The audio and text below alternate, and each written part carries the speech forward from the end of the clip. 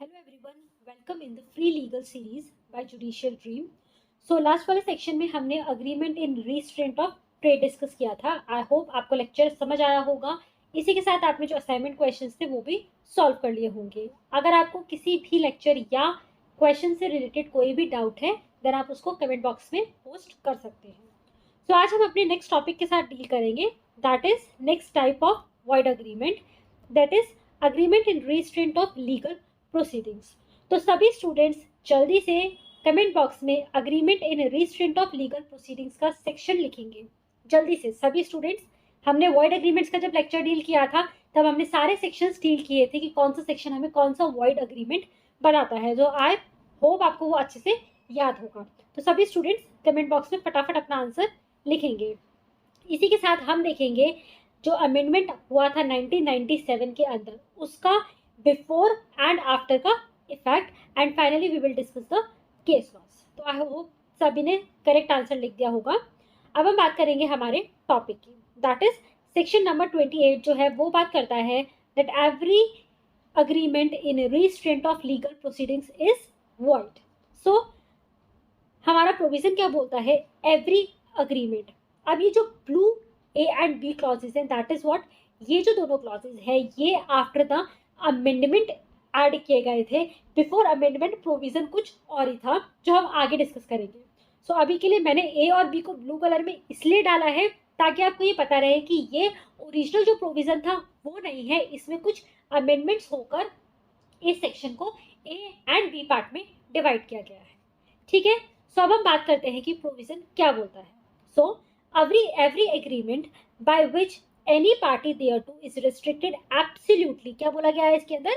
Absolutely from enforcing his right under or in respect of any contract by the usual legal proceeding in the ordinary tribunal or which limit the time within which he may thus enforce his rights. तो यहाँ पर हमारे पास दो चीजों की बात हुई.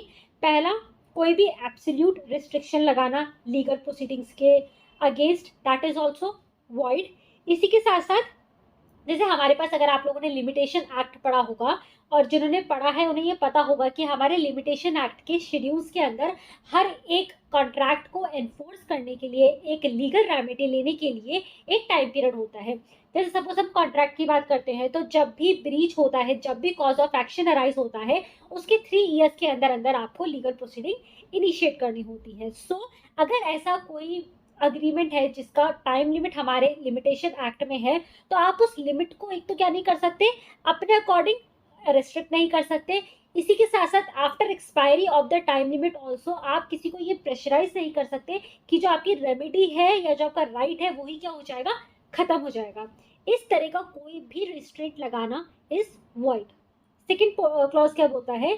विच extinguish the right of any party thereto or discharge any party thereto from any liability under or in respect of any contract on the expiry of a specific period so as to restrict any party from enforcing his right is void to the extent. यानी कि एक time period खत्म होने के बाद में आप ये नहीं बोल सकते कि उस पार्टी का राइट खत्म हो जाता है या फिर वो पार्टी अपनी लाइबिलिटी से क्या हो जाता है, डिस्चार्ज हो जाता है.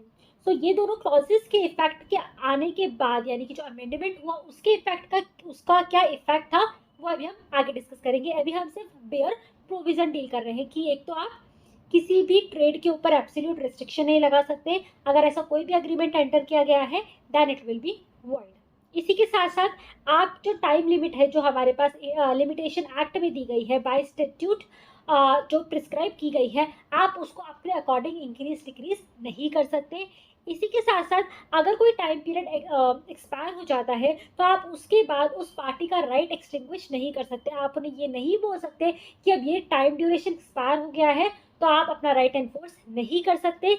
या आप ये नहीं बोल सकते कि ठीक है आपको 6 महीने का टाइम दिया था, 6 महीना खत्म हो गया तो 6 महीने के बाद क्या होगा, आप अपनी सारी लाइबिलिटी से डिस्चार्ज हो गए. ठीक है. सो आई होप आपको जनरल रूल समझ आ गया होगा. अब इस जनरल रूल के हमें 3 एक्सेप्शन दिए गए हैं सेक्शन 28. अब हम वो डिस्कस करेंगे. सबसे पहला एक्सेप्शन हमारे पास आता है saving of contract to refer to arbitration dispute that में अराइज. अब अगर आपने अग्रीमेंट्स देखे हैं या कॉन्ट्रैक्ट्स देखे हैं तो उसके अंदर एक नॉर्मल क्लॉज होता है जहां पर बोला जाता है कि अगर कोई डिस्प्यूट अराइज होता है तो मैटर किसके पास चल जाएगा, आर्बिट्रेशन ट्रिब्यूनल के पास चल जाएगा। तो जो हमारे पास आर्बिट्रेशन है, कंसिलिएशन है, मीडिएशन है, अगर आपने सीपीसी पढ़ा होगा तो ये सब भी क्या है, एक लीगल प्रोसीडिंग के पार्ट होते हैं, बट ये क्या होते हैं, आउटसाइड द कोर्ट सेटलमेंट होता है। ठीक है, सो इस तरीका का क्लॉज डालना कि अगर कोई भी कॉन्फ्लिक्ट होता है तो उस केस में केस आर्बिट्रेशन के पास चल जाएगा, दैट इज वैलिड। तो ये क्या बात कर रहा है, फ्यूचर की बात कर रहा है कि अगर फ्यूचर में ऐसा कोई भी हम कॉन्ट्रैक्ट एंटर कर रहे हैं तो उससे रिलेटेड डिस्प्यूट का जो रिस्ट्रिक्शन किसके पास होगा, आर्बिट्रेशन में होगा। ठीक है, so this section shall not render illegal a contract by which two or more persons agree that any dispute which may arise between them in respect of any subject or class of subject shall be referred to arbitration, and that only the amount awarded in such arbitration shall be recoverable in respect of the dispute so referred. तो इस तरह का अगर कोई clause दिया गया है, that will be valid. Second exception हमारे पास जो है वो बात करता है saving of contract to refer question that have already arisen, यानी कि पास्ट की बात कर रहा है, यानी कि अगर पास्ट के अंदर ऐसा कोई क्वेश्चंस अराइज हुए हैं जो कहाँ पे रेफर किए गए हैं, आर्बिट्रेशन के अंदर रेफर किए गए हैं, वो भी क्या रहेगा, वैलिड रहेगा। So not shall this section render illegal any contract in writing, तो ये क्या होना चाहिए, कौन सा कॉन्ट्रैक्ट, राइटिंग के अंदर, बाय विच टू और more person agree to refer to arbitration any question between them which has already arisen or affect any provision of any law for the time being in force as to reference to arbitration, यानी कि दोनों चीजों के ऊपर जो dispute है वो arbitration को रेफर किया जा सकता है, वो पास्ट क्वेश्चन भी हो सकता है या फ्यूचर को लेकर भी जो आप एग्रीमेंट एंटर करने वाले हैं उसके डिस्प्यूट रिलेटेड भी हो सकता है। ठीक है, तो exception 1 exception 2 purely arbitration related है, जहां पर बोला गया है ऐसा एग्रीमेंट क्या होने वाला है, वैलिड होने वाला है। थर्ड जो हमारे पास एक्सेप्शन आता है वो आता है saving of a guarantee agreement of a bank or financial institution. This section shall not render illegal a contract in writing by which any bank or financial institution stipulate a term in a guarantee or any agreement making a provision for guarantee for extinguishment of the right or discharge of any party thereto from any liability under or in respect of such guarantee or agreement on the expiry of specified period which is not less than 1 year from the date of occurring or non-occurring of a specified event for extinguishment or discharge of such party from the said liability. तो ये provision exception जो है बहुत simple सी बात बोलता है, जैसे हमने अभी वैलिड हमारा जो जनरल रूल था उसमें क्या है कि आप ऐसा नहीं बोल सकते कि एक टाइम एक्सपायर होने के बाद में पार्टी क्या हो जाएगी, डिस्चार्ज हो जाएगी या उसका राइट एक्सटिंग्विश हो जाएगा। लेकिन इसका एक्सेप्शन क्या है, अगर कोई ऐसा गारंटी एग्रीमेंट है जो बाय बैंक या फाइनेंशियल इंस्टीट्यूशन के थ्रू है वो एग्री किया गया है, तो उस केस के अंदर ऐसा क्लॉज डालना कि इस टाइम पीरियड के बाद में एक्सटिंग्विशमेंट हो जाएगा या फिर पार्टी की ऑब्लिगेशन सीज हो जाएगी, then it will be valid. तो ये 3 एक्सेप्शन है इस जनरल रूल के जो आपको अच्छे से याद रखने हैं। सो आई होप आपको जो बेयर प्रोविजन है सेक्शन नंबर 28 का वो क्लियर हो गया होगा। अब हम बात करेंगे इंडियन कॉन्ट्रैक्ट अमेंडमेंट एक्ट 1997 की।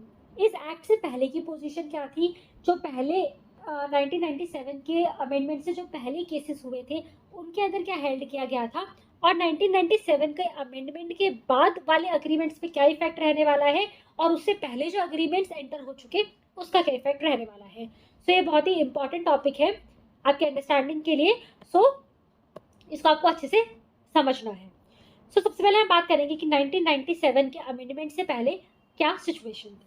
ठीक है, तो उससे पहले जो हमारा प्रोविजन ऑफ सेक्शन नंबर 28 था वो जैसा भी हमने डिस्कस किया वैसा नहीं था।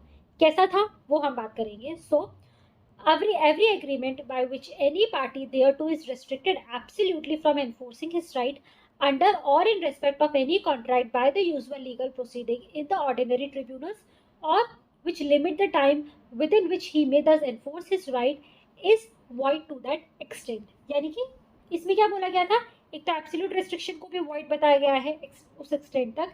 इसी के साथ साथ अगर कोई ऐसा कॉन्ट्रैक्ट है जहां पर क्या लीगल प्रोसीडिंग्स के टाइम को लेकर कोई टाइम लिमिट फिक्स की चली जाती है तो उस एक्सटेंट तक भी क्या था, वॉइड था। यानी कि वहां पर तो हमारे पास क्या हुआ, वहां पर ये भी बोला गया कि अगर बाद में कोई राइट एक्सटिंग्विश का जो ऑप्शन रहता है वो आपके पास अवेलेबल नहीं होगा। इसी के साथ साथ आप कोई लाइबिलिटी को डिस्चार्ज का आपके पास जो प्रोविज़न था वो भी एप्लीकेबल नहीं होगा। इस तरह की कोई भी चीज़ हमारे पास 1997 से अमेंडमेंट से पहले नहीं था। वहाँ सिर्फ एब्सोल्यूट रेस्ट्रिक्शन दी गई थी और जो टाइम लिमिट सेट करने की जो चीज़ होती है, सपोज एग्रीमेंट के अंदर खुद ने ही पार्टीज ने जिस कॉन्ट्रैक्ट के लिए टाइम लिमिट हो सकता है 3 साल का हो, उसको आपने क्या कर दिया 6 महीने तक रिस्ट्रिक्ट कर दिया, तो उसको भी उस रिस्ट्रिक्शन तक वाइड माना गया था। ठीक है, अब इस प्रोविजन के थ्रू अगर हम जो केस लॉ उस टाइम पर जो कोर्ट्स थे उन्होंने डील किया, तो उसमें क्या जजमेंट दिया गया था वो हम डिस्कस करेंगे। सबसे पहला केस हमारे पास आता है Vulcan insurance company limited versus Maharaj Singh. इसमें क्या था, Supreme Court held that a clause in an insurance policy to the effect that the insurer will not be liable for any loss if the claim is made 12 months after the loss। यानी कि अगर कोई loss होता है, ये क्या था, एक इंश्योरेंस पॉलिसी का कॉन्ट्रैक्ट था और कॉन्ट्रैक्ट पे क्या रिस्ट्रिक्शन थी कि अगर कोई भी लॉस होने के 12 महीने के बाद अगर कोई क्लेम करने आता है तो वहां पर किसी भी लॉस को कवर अप नहीं किया जाएगा। ये उन्होंने रिस्ट्रिक्शन डाली, यानी कि 12 मंथ तक आपको किसी भी लॉस के से 12 मंथ के अंदर अंदर आपको अपना क्लेम सबमिट करना है। सो यहाँ पे क्या था, इसको क्या बोला गया कि ये वॉइड नहीं था, क्योंकि अभी वाले तो हमारे क्लॉज के अंदर ये चीज़ वैलिड थी, मतलब जो पुराना बिफोर अमेंडमेंट जो हमारा सेक्शन था उसमें ये चीज़ वैलिड थी। सो यहाँ पे क्या बोला गया, is not void as it only provide for the right accruing under the contract to a party to be forfeited and does not attract the mischief of section 28 of the Indian contract act. So अगर हम amendment से पहले वाले section के according इस case को deal करें तो यहाँ पे तो टर्म्स वैलिड है, क्योंकि यहाँ पर क्या हो रहा है, यहाँ सिर्फ ये बोला गया है कि इस टाइम पीरियड के बाद आप अपना राइट एनफोर्स नहीं कर सकते। ठीक है, तो यहाँ पर क्या है, कोई लीगल प्रोसीडिंग को रिस्ट्रेन नहीं किया गया है, सिर्फ एक जो राइट था उसको फोरफिट करने की बात की गई है। ठीक है, आपको अच्छे से ध्यान रखना है कि ये जो केसेस के अंदर जो जजमेंट दिया गया है वो अमेंडमेंट से पहले वाले सेक्शन के अकॉर्डिंग दिया गया है। ठीक है, सेकेंड हम बात करेंगे food corporation of India versus new India assurance company limited. तो अब इसके अंदर हमारे पास सुप्रीम कोर्ट ने क्या हेल्ड किया था, Supreme Court also considering a clause in the fidelity insurance bond held that it was clear from the agreement that it did not contain any clause which was found to be contrary to section 28 of the Contract Act because it did not impose any restriction on filing a suit within 6 months of the date of termination of the contract as claimed by the insurance company. But what was agreed was that after expiry of 6 months from the date of termination of the contract, Food Corporation would have no right under this bond and this clause could not be construed as curtailing the normal limitation period for filing the suit। तो यहाँ पर भी पहले वाली case की situation थी, एक क्या बोलते हैं इंश्योरेंस कंपनी थी, वहाँ क्या बोला गया, जिस दिन कॉन्ट्रैक्ट टर्मिनेट हुआ है उसके 6 महीने तक आप अपना लीगल प्रोसीडिंग का राइट क्लेम कर सकते हैं। आफ्टर एक्सपायरी ऑफ 6 मंथ के बाद क्या है, आपका राइट ही क्या हो जाएगा, एक्सटिंग्विश हो जाएगा। ठीक है, सो ये जो चीज हो रही है ना कि आपका राइट ही डिबार कर देना, इस चीज को रोकने के लिए ही अमेंडमेंट आया था। लेकिन अमेंडमेंट से पहले वाली पोजीशन में ये केस भी या ये अग्रीमेंट भी क्या रहा, ये जो क्लॉज दिया गया फिडेलिटी इंश्योरेंस बॉन्ड के अंदर ये वैलिड था। National insurance corporation limited versus Sujir Ganesh Nayak and company. It was held that the condition in an insurance policy relieving the insurer from liability for loss and damage unless the claim was raised before the expiry of the specified period from the beginning of the loss or damage, such a condition, even if the period specified therein was shorter than that prescribed by the statute for filing a suit for that purpose, is not hit by section 28 of the Indian Contract Act। तो इसमें क्या था, अभी जैसे हमने discuss किया था, अगर किसी कॉन्ट्रैक्ट के एनफोर्समेंट के लिए लिमिटेशन एक्ट के शेड्यूल में 3 साल प्रिस्क्राइब किए गए हैं, लेकिन अगर आपने अपने कॉन्ट्रैक्ट में उस 3 साल को रिड्यूस करके 1 साल का टाइम पीरियड रख दिया और ये बोला कि 1 साल के बाद आप कॉन्ट्रैक्ट को एनफोर्स नहीं कर सकते, तब भी पुराने वाले सेक्शन 28 के प्रोविजन के अकॉर्डिंगली ये वैलिड था। ठीक है, अब इन जजमेंट्स के बेस पर हम क्या इफेक्ट ले सकते हैं कि जो हमारा पहला वाला जो सेक्शन था उसका क्या इफेक्ट था। सो इफेक्ट ऑफ erstwhile section 28 कैसे था, the parties to an agreement were prohibited from inserting their own period of limitation in place of the period laid down by the law of limitation. However, they were free to assert that if a party does not make a claim within a specific period, then the rights accrued under the contract shall be extinguished or that a party shall be discharged from all liability under the contract, मतलब अगर आपने specified period के अंदर अपना right enforce नहीं किया तो उस पीरियड के एक्सपायरी के बाद आप अपना राइट क्लेम नहीं कर सकते और जो पार्टी होगी वो डिस्चार्ज हो जाएगी अपनी सभी लाइबिलिटीज से। तो बिफोर अमेंडमेंट का जो सेक्शन 28 था उसका ये इफेक्ट था। अब हम बात करेंगे 1997 के अमेंडमेंट की, जिसमें क्या बोला गया, जो अभी हमने डिस्कस किया था, मैंने आपको बोला था इसलिए मैंने ब्लू कलर में डाला है। तो जो क्लॉज ए और बी को जो डिवाइड करने का काम था वो अमेंडमेंट ने करा, जहां पर क्लॉज ए में क्या और डाला गया था, with the addition that even agreement that limit the time within which right may be enforce will be barred. आप ऐसा रिस्ट्रिक्शन नहीं लगा सकते कि आपको इसी टाइम लिमिट के अंदर अपना राइट कन्फर करना है। इसी के साथ क्लॉज बी में क्या बोला गया, further prohibited agreement that extinguish the right of any property or discharge any party from liability on the expiry of specified period so as to restrict enforcement of rights। यानी कि आप किसी party का right extinguish नहीं कर सकते, ना ही उसको टाइम पीरियड एक्सपायर होने के बाद में उसकी लाइबिलिटी से आप उसको डिस्चार्ज कर सकते हैं। ऐसा अगर कोई भी अग्रीमेंट करते हैं then it will be void. ये इफेक्ट था हमारे 1997 के अमेंडमेंट के बाद। ठीक है, क्योंकि आप क्या कर रहे हो, आप अपने बेनिफिट के लिए अगर उस टाइम पीरियड में वो पर्सन ने लीगल प्रोसीडिंग नहीं करी तो उसका तो राइट ही खत्म हो जाएगा and that is very much unfair to that party. ठीक है, इसका इफेक्ट क्या रहा, सबसे पहला तो if any clause in an agreement not only bars a remedy but also extinguishes the right it will be void to that extent. ठीक है, आपकी रेमेडी खत्म हो रही है, समझ आता है, लेकिन इसके साथ आप क्या कर रहे हो, उस पर्सन का राइट टू लीगल प्रोसीडिंग ही खत्म कर रहे हो, दैट विल बी वॉइड। तो इसलिए क्या हुआ, ये क्या था, सब्सटेंशियल चेंज था हमारे सेक्शन नंबर 28 में। अब हम देखेंगे कि क्या इस अमेंडेड सेक्शन का हमारे पुराने वाले केसेस में भी फर्क पड़ा या नहीं पड़ा। तो यहाँ क्या था, amended section 28 was not retrospective, that is it is prospective in nature. मतलब पुराने वाले जो केसेस पुराने लॉ के अकॉर्डिंग डिसाइड हो गए वो हो गए। ठीक है, उस पर हमारे नए वाले अमेंडमेंट्स का कोई इफेक्ट नहीं आएगा। इस अमेंडमेंट के बाद जो भी अग्रीमेंट एंटर किए जाएंगे या जो भी केस लॉ आएंगे वो अमेंडेड सेक्शन के अकॉर्डिंगली गवर्न होंगे। ठीक है, so the contract entered prior to the amendment is held to be valid in the right of the provision of section 28 prior to its amendment, यानी कि उनकी validity पे कोई भी इफेक्ट नहीं आएगा आफ्टर 1997 अमेंडमेंट।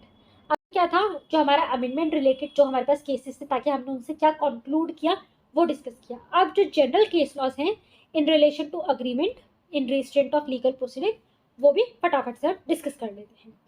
सबसे पहला केस आता है हमारे पास राजेंद्र सिंह वर्सेस शीशपाल सिंह 2014। इसमें क्या था, an undertaking by the landlord to a bank that he would not evict the tenant until the tenant repaid the entire bank loan was held to be void.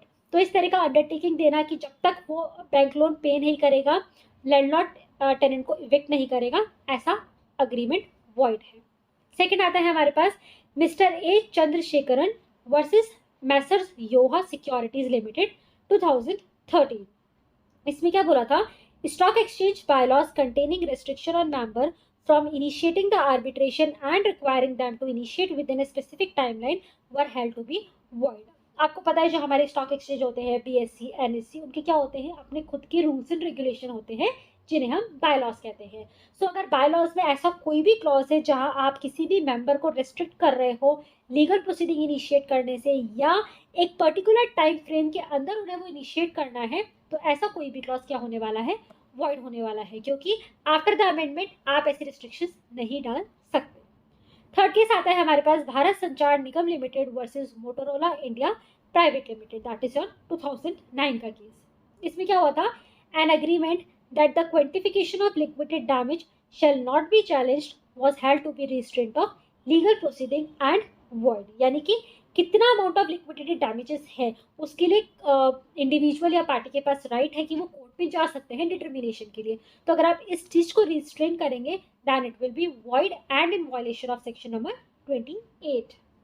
Next हमारे पास आता है दिलीप कुमार कर versus Hindustan steel works construction limited 2015।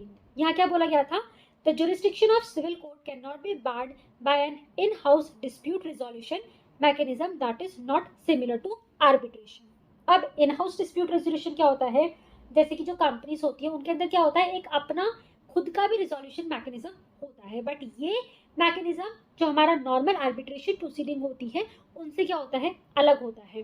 तो ऐसा अगर आपकी in house को, यानी कि इन हाउस मतलब उनका खुद का डिस्प्यूट रिजोल्यूशन, अगर आपके पास ऐसा कोई सिस्टम है तो वो सिविल कोर्ट में आपको जुरिस्डिक्शन, जो सिविल कोर्ट का जुरिस्डिक्शन है आपकी लीगल बाइंडनेस का, उसको बार नहीं करेगा। यानी कि उस डिस्प्यूट रिजोल्यूशन के अलावा भी आप कहाँ जा सकते हो, सिविल कोर्ट में जा सकते हो अपनी रिलीफ क्लेम करने के लिए, क्योंकि जो इन हाउस डिस्प्यूट रिजोल्यूशन है वो आर्बिट्रेशन नहीं है। ठीक है, हमने पढ़ा था आर्बिट्रेशन क्लॉज डालना इज वैलिड, लेकिन इन हाउस आपका dispute resolution that is your personal thing, वो आपके सिविल कोर्ट्स का जुरिस्डिक्शन बार नहीं करता है। ठीक है, सो आई होप आपको आज का लेक्चर अच्छे से समझ आ गया होगा। अगर आपको समझ आ गया है तो हम अब अपने होमवर्क क्वेश्चंस डील करेंगे। सबसे पहले हमारे पास है MCQ, that is agreement restraining the legal proceeding is void only if restrain is. कैसा रिस्ट्रेन होगा, रिटन, एब्सोल्यूट, पार्शियल या बोथ एब्सोल्यूट एंड पार्शियल। हमने अपना प्रोविजन डिस्कस करते वक्त ही इसको डिस्कस किया था, सो आई होप सबको पता होगा। फटाफट से सभी स्टूडेंट्स इस क्वेश्चन का आंसर देंगे कमेंट बॉक्स में। इसके बाद हम अपना मेंस का क्वेश्चन डिस्कस करेंगे, that is agreement in restraint of the legal proceeding is void, explain the given statement in light of the provisions of Indian contract act. तो हमने बहुत अच्छे से सारे प्रोविजन डिस्कस कर लिए हैं। अब आपको जो करना है वो है प्रॉपर से आंसर की फ्रेमिंग, सो दैट आप कैसे मीन्स में हमको क्वेश्चन अटेम्प्ट करना है। हमको प्रोविजन सब पता होते हैं, सेक्शंस भी पता होते हैं, पर आंसर को किस तरीके से लिखना है, एग्जामिनर हमसे क्या पूछना चाह रहा है, हमारे पास कितना स्पेस है, कितना टाइम फ्रेम है, उन सब चीज़ों को देखते हुए आपको आंसर फ्रेम करना होता है। ठीक है, सो जैसा कि आपको पता है इनके मॉडल आंसर और एमसीक्यू क्वेश्चंस, उस एमसीक्यू का जो अभी हमने डिस्कस करा उसका भी आंसर, बहुत सारी क्विजेस अलग अलग टॉपिक से रिलेटेड, अलग अलग लॉ से रिलेटेड आपको हमारी वेबसाइट www.judicialdream.com पर मिल जाएगी। So log on to the website and do lots and lots of practice. इसी के साथ साथ आप हमसे कनेक्टेड रह सकते हैं through Telegram, WhatsApp and Instagram. सभी की लिंक्स नीचे डिस्क्रिप्शन बॉक्स में अवेलेबल है। So stay connected, stay updated. Classes related आपको कोई भी फीडबैक देना है, सजेशन देना है, कोई क्वेरीज हैं related to any of the questions या लेक्चर्स, तो वो आप कमेंट बॉक्स में डाल सकते हैं। I will definitely entertain them. So जब तक के लिए हम मिलते हैं अब नेक्स्ट क्लास के अंदर। जब तक आप अपना होमवर्क कंप्लीट करिए, रेगुलर रिवीजन रखिए। मिलते हैं नेक्स्ट क्लास में नेक्स्ट टॉपिक के साथ। Thank you so much.